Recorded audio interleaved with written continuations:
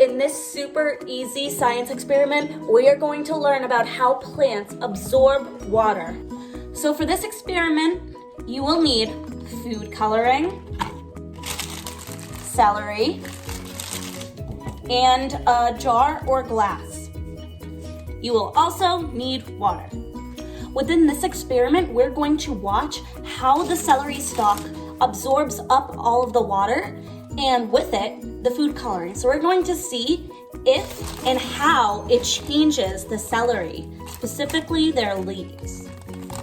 You're going to take your celery stalks and you're gonna search through and you really want the leafy part. Okay, so I already broke this off. So I'm going to use this little celery.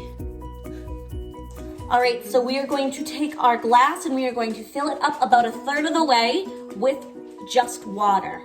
All right, 1/3 of the way. Here we go. Perfect. It's a little more, but that's okay. Now we are going to take our glass and add some food coloring in. You can choose any of these colors.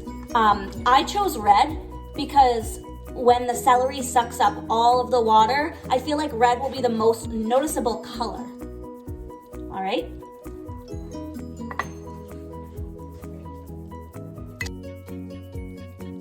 All right, my friends, now comes the easiest part where we literally just take our celery guy and put him in the food coloring glass of water.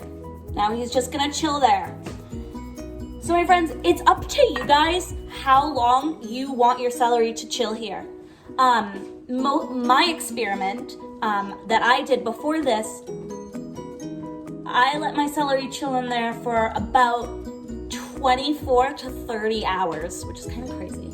And what came from that is its leaves were all red, as you can see. What will turn first are the tippity tops of the leaves. It came out super cool. All right, here's your science vocab word. This whole process is called osmosis. That is the process where plants get their nutrients, their food, and water from the soils. And even though it kind of doesn't seem like it, celery is a plant.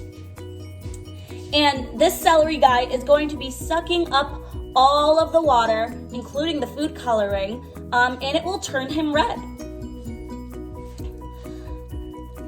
The celery has little vessels or capillaries that help pull the water up.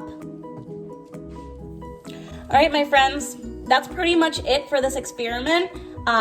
When you guys come back to see your celery plant friend tomorrow, or if you want to wait another day, you will be surprised just how red or whatever color you chose he's gonna be. All right, I'm gonna put this guy over here. And while you have your celery out, maybe it's time for a healthy snack. So the little snack that we are going to be making today is called ants on a log. I'm sure you've heard of it. We're gonna have ants on a log with a twist. So first thing is first, this is the most important part. You are going to have your celery and you are going to wash it so well, so thoroughly with just water, no soap. Unlike your hands, celery sticks don't need soap. Then, my friends, you are going to ask your parents for assistance. You are going to ask your parents for assistance with a knife, okay? I don't trust y'all. You are going to chop off the very end and the very top. All right. And a regular ants on a log take would kind of just be like the whole thing, and then peanut butter, and then raisins. We are going to do it a little differently, and we're gonna make ants on a log bites. So make sure you have your peanut butter nearby. This is my absolutely favorite peanut butter. If you are allergic to peanuts or you don't like peanut butter, sun butter, almond butter, those work fine as well.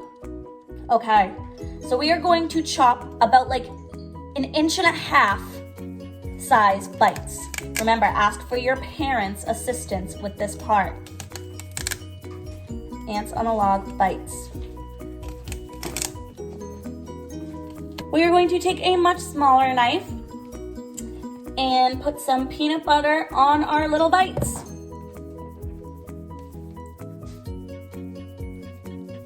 It's a good amount. Peanut butter is my favorite. Do you guys like peanut butter? Let me know. Now we've got our little ants on a log bites, but we are missing the ants. So typically, ants on a log require raisins. However, I like chocolate chips. We're gonna take some chocolate chips. These are your little ants. We're gonna put maybe 1 or 2 on your little baby logs. You guys can always use raisins. I just like chocolate chips better, so I'm gonna use that. Now, my friends, and Gordon Ramsay would agree with me, that presentation is a very important part. So we are going to make this look very presentable, very pretty, very appetizing for our families. Here we are. I'm gonna add some like floating ants all around. Ooh. All right, my friends, here are my little ants on a log.